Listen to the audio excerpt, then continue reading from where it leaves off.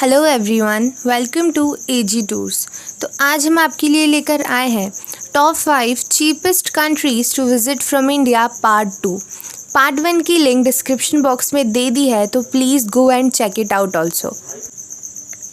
बहुत से लोगों को विदेश की सैर का शौक़ होता है, लेकिन अमेरिका, यूरोप जैसे देशों की सैर करने के लिए काफ़ी सारे पैसों की ज़रूरत पड़ती है, क्योंकि इन देशों में भारत के रुपए की कीमत डॉलर के मुकाबले काफ़ी कम है।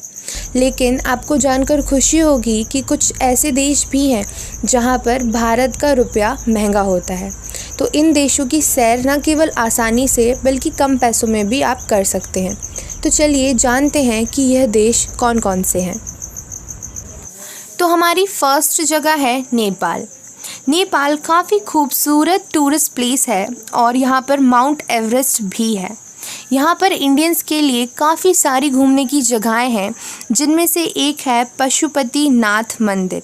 यह मंदिर इंडियंस के लिए ख़ास है और वो यहाँ जाकर दर्शन कर सकते हैं। अब बात आती है वहाँ की करेंसी की। तो नेपाल की करेंसी इंडिया की करेंसी से कम है, यानी कि 1 Indian rupee is equals to 1.6 Nepalese रूपी। अब बात आती है कि हम नेपाल कैसे जाएं। तो आप नेपाल आराम से कोलकाता या दिल्ली से फ़्लाइट लेकर जा सकते हैं। नेपाल की राजधानी काठमांडू है, तो आपको फ़्लाइट्स काठमांडू के लिए मिलेंगी। यहाँ का फ़्लाइट का खर्चा भी ज़्यादा नहीं होगा, करीब 15,000 रुपये में आपको नेपाल के लिए फ़्लाइट आराम से मिल जाएंगी। यहाँ पर रहने का खर्चा भी 1,000 रुपये में आराम से बन जाएगा। इंडियंस को नेपाल जाने के लिए वीज़ा तो छोड़ो, पासपोर्ट की भी ज़रूरत नहीं है। आपको सिर्फ एक आइडेंटिटी कार्ड लेकर जाना पड़ेगा, जैसे कि ड्राइविंग लाइसेंस या फिर आधार कार्ड, और फिर आप आराम से नेपाल घूम सकते हैं। तो आप नेपाल की ट्रिप आपके बजट में प्लान कर सकते हैं। अब आती है हमारी दूसरी जगह, और ये है Vietnam. Vietnam south east Asia का छोटा सा और खूबसूरत देश है। लोग यहाँ आराम और सुकून भरे पल गुजारने आते हैं। यहाँ हनोई, हालोंग वे, हो ची मिन सिटी लोगों को काफ़ी पसंद आती है। घूमने फिरने के लिहाज से यह एक हसीन देश है। सबसे बड़ी खासियत ये है कि यहाँ सस्ते में आप बीच, लेक और जंगल सफारी का लुत्फ़ उठा सकते हैं।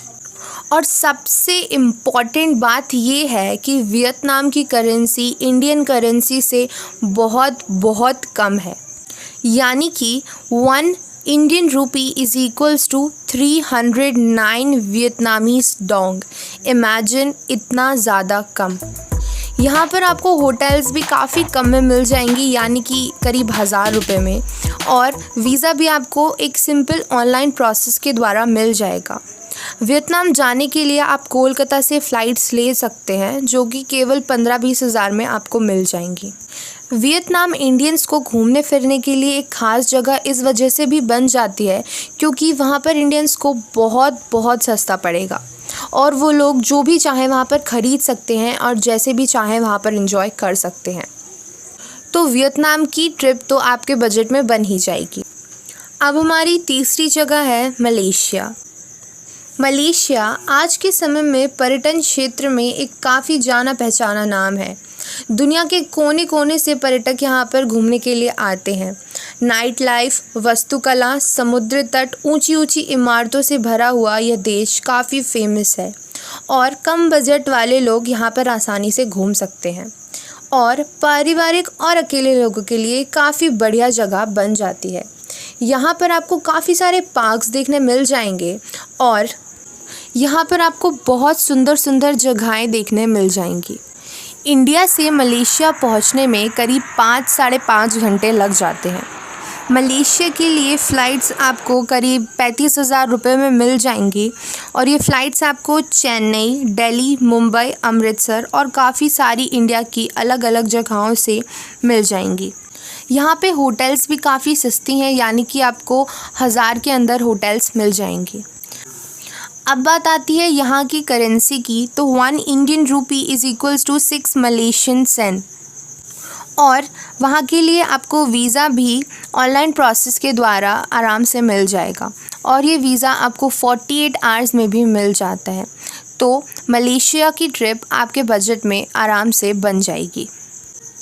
अब हमारी चौथी जगह है हंगरी।